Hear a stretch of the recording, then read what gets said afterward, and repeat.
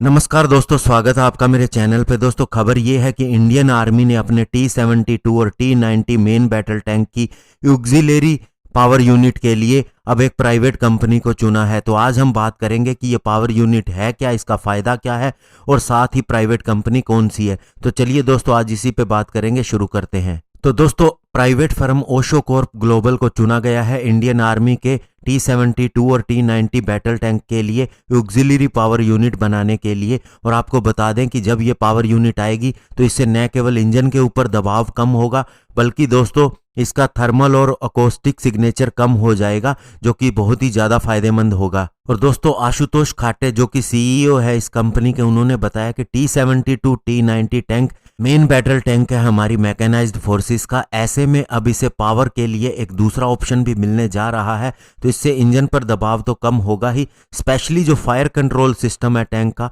वो इसके ऊपर काम करेगा। और साथ ही जब टैंक को किसी भी सर्विलियंस मोड के अंदर लगाया गया होगा बैटल के अंदर, या फिर इसे ट्रेनिंग मिशन के दौरान इस्तेमाल किया जा रहा होगा, तो ऐसे में मेन इंजन के ऊपर लोड डालने की जरूरत नहीं होगी। इंडियन आर्मी ने फिलहाल ओशो कॉर्प ग्लोबल को कहा है कि वह 2 तरह के ऐसे ऑक्सिलरी पावर यूनिट डेवलप करे, जिसके अंदर 3257 टोटल ऐसी यूनिट बनेंगी और 1657 T-90 टैंक के लिए और 1600 यूनिट T-72 टैंक के लिए ऑर्डर की जाएंगी। और इंडियन आर्मी इसके ऊपर 1325 करोड़ रुपए खर्च करेगी। और इंडियन आर्मी के हिसाब से ये APU इस तरह का होना चाहिए कि ये गनर को भी ऑपरेट करने की क्षमता दे, कमांडर और ड्राइवर साइड के अंदर भी मदद करे, fire control system, radio set, internal communication system, navigation aids और साथ ही बैटरीज भी चार्ज होती रहे जबकि मेन इंजन बंद हो। और इस APU की क्षमता ऐसी होगी कि 6 घंटे तक ये काम कर सकेगा -50 से